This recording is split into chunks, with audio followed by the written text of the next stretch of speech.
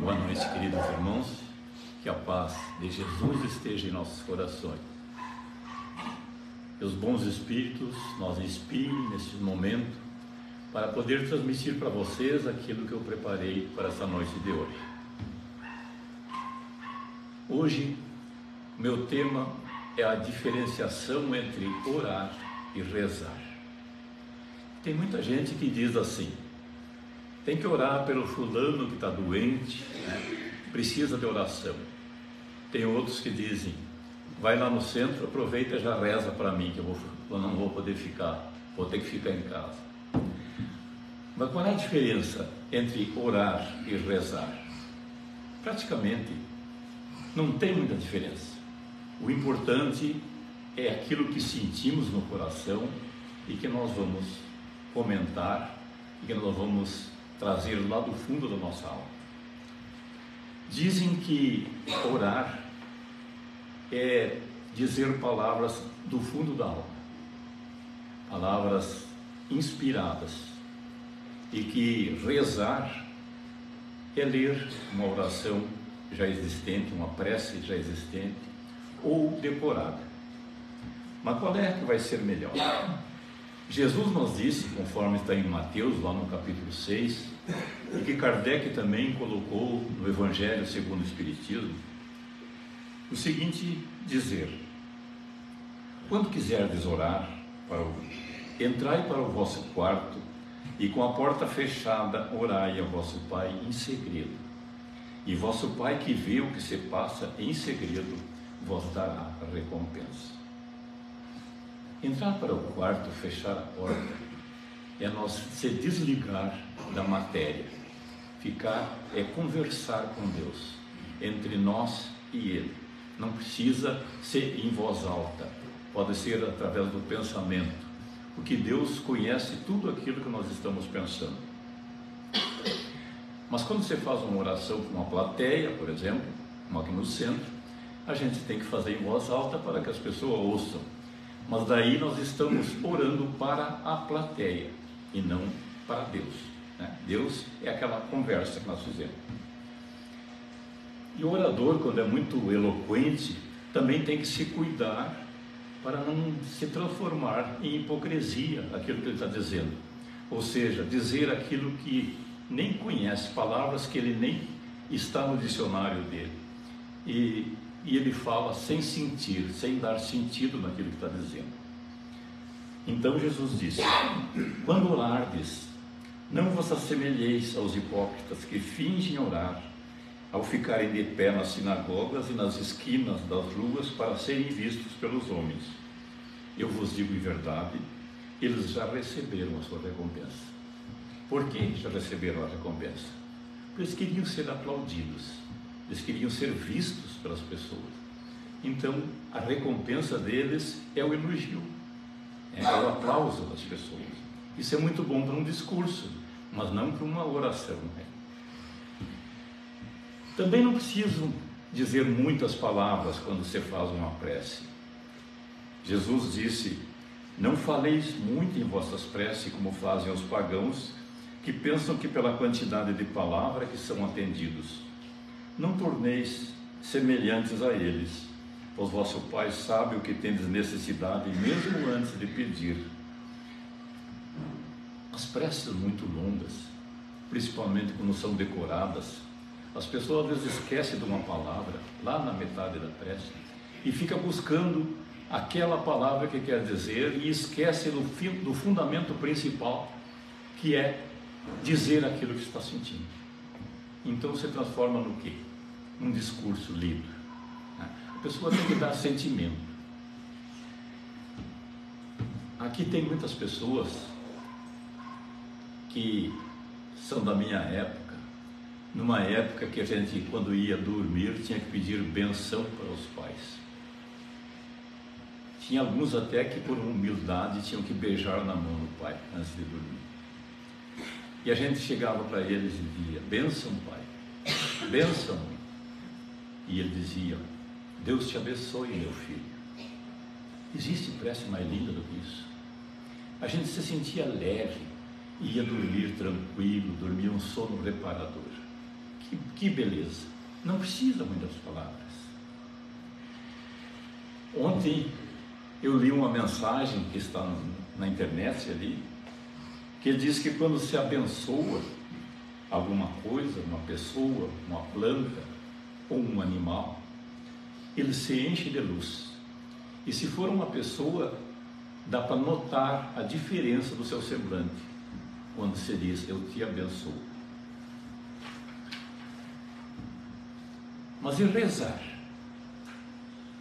Rezar, como eu disse antes, é dizer ou ler orações conhecidas, sem botar muito sentido naquilo que está dizendo. É dizer uma prece mecanicamente, sem sentimento, sem amor, sem aquela coisa que sai lá do fundo da alma. Quando eu estava no primário, naquela época chamavam de primário, na Joaquim Nabuco, faz alguns dias, né? Era obrigatório rezar a Ave Maria antes da aula. Era uma coisa muito linda. Era muito louvável. Porém, na minha ingenuidade de criança, eu não entendia o que era Ave Maria. Eu achava que Maria era uma ave que voava por dentro da alma. Só mais tarde que eu fui saber que ave quer dizer salve, né? Foi quando o anjo Gabriel foi anunciar a Maria que ela ia ser mãe de Jesus. Então ele disse assim: Ave Maria, cheia de graça, o Senhor é contigo. 6 meses depois, quando Maria já estava no 6º mês de gravidez, recebeu a visita de sua prima Isabel, que lhe disse: bendito seja o fruto de vosso ventre. 15 anos, aliás, na década de 15 ou no século 15, a Igreja Católica complementou esse dizer, dizendo: Santa Maria, Mãe de Deus, rogai por nós.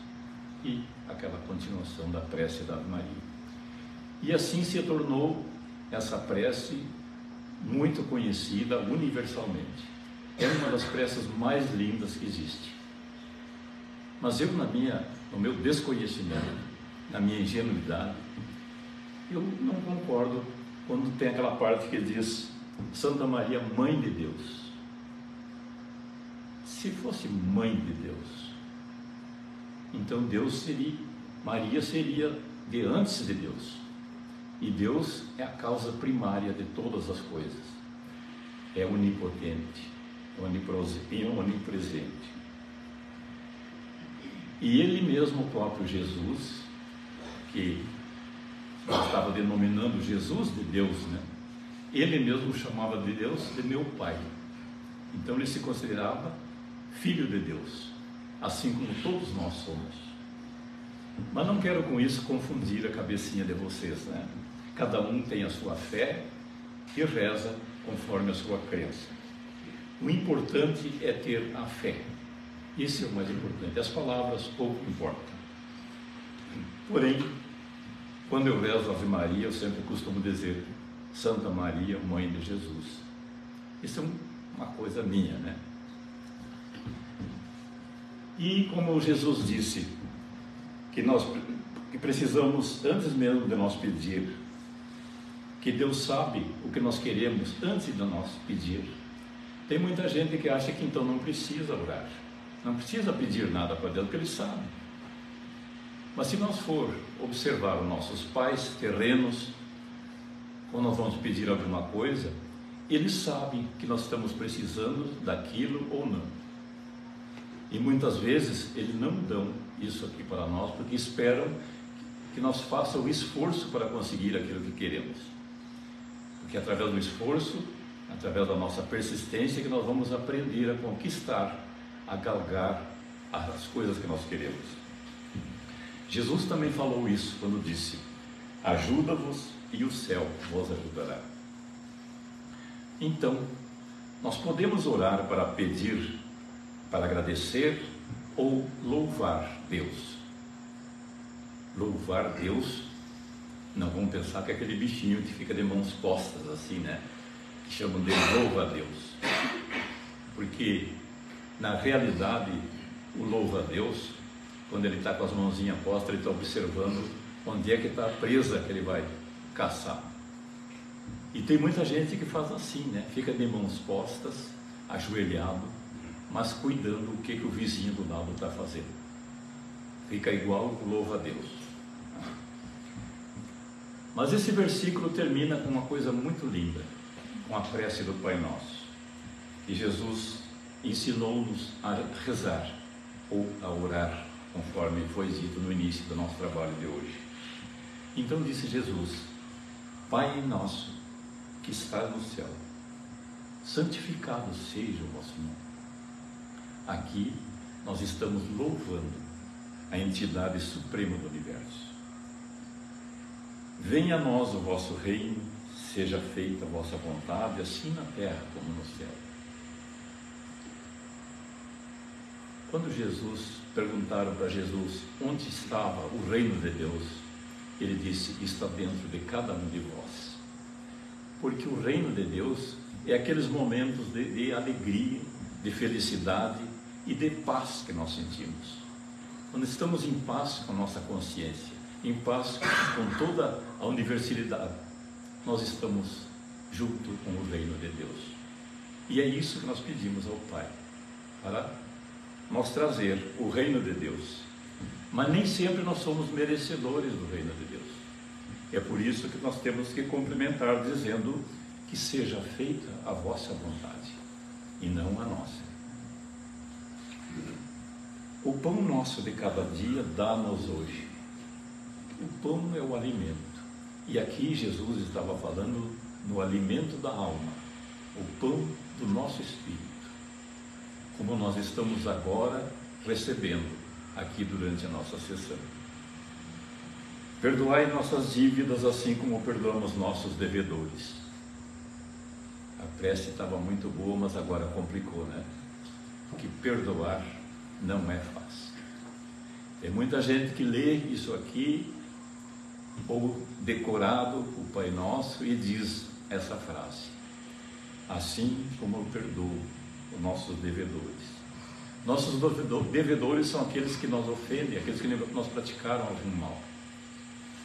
E muitas vezes até nós podemos perdoar por alguma coisa que nós fizeram. Mas se essa pessoa repetir esse mal, com certeza ninguém mais vai perdoar. E o que Jesus disse? Perdoar 70 vezes 7 vezes, não uma vez. Ou seja, temos que perdoar sempre. E se nós não perdoar, como nós vamos pedir perdão? Primeiro faça, para depois pedir. Em Marcos, no capítulo 2, está escrito: quando estiveres orando, se tiver alguma coisa contra alguém, perdoe-nos, para que também o Pai Celestial perdoe seus pecados. Mas se vocês não perdoarem, também o vosso Pai que está no céu não perdoará seus pecados. Vejam que complicado que é a coisa, né? E a gente costuma dizer isso sem sentir aquilo que está no coração. Tem gente que dá o jeitinho brasileiro, né? E diz assim: perdoa-me, Senhor, e me ensina a perdoar aqueles que me ofenderam. Então aí ele não está, né? Ele dá o jeitinho, né?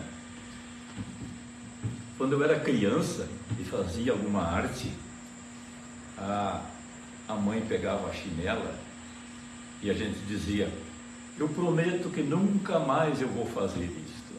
Mas ela sabia que a gente ia fazer, por isso que ela surrava igual, dava uma chinelada.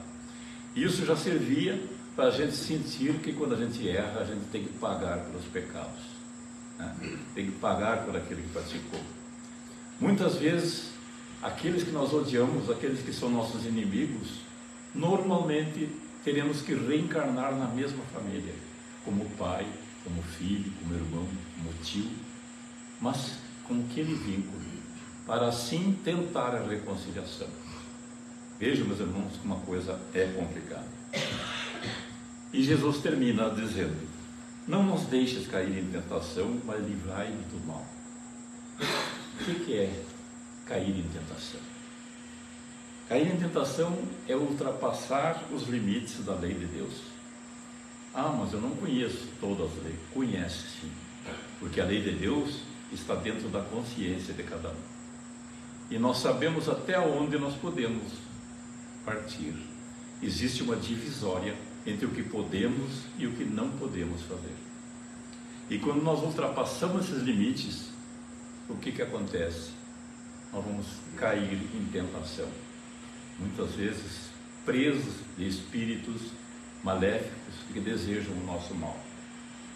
E nos induzem a praticar alguma coisa errada. Na questão 459, quando Kardec perguntou se os espíritos influíam em nossos pensamentos, os espíritos disseram: muito mais do que vocês imaginam. Portanto, meus irmãos, nós temos que nos cuidar daquilo que estamos praticando, porque provavelmente nós vamos precisar estar sempre dentro deste caminho que foi ensinado por Jesus quando disse: eu sou o caminho, a verdade e a vida.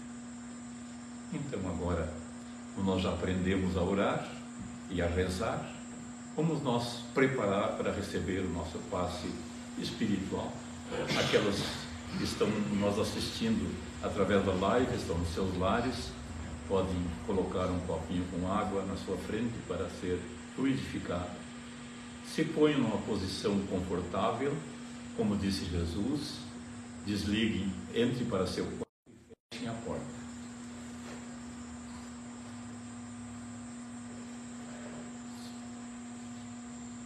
Senhor Jesus, que sois o governador do nosso planeta, pedimos neste momento, pela nossa humanidade toda, que neste momento está passando por grande atribulação, que possamos, Senhor, ouvir a Sua palavra, a palavra do Pai, que é nosso Criador e sabe melhor do que nós o que é preciso, mas que possamos passar por esses limites, glorificando ao Senhor, que possamos sentir, através das suas energias espirituais, o coração de cada um de nós, para buscar a paz que tanto necessitamos, a paz que representa o reino de Deus.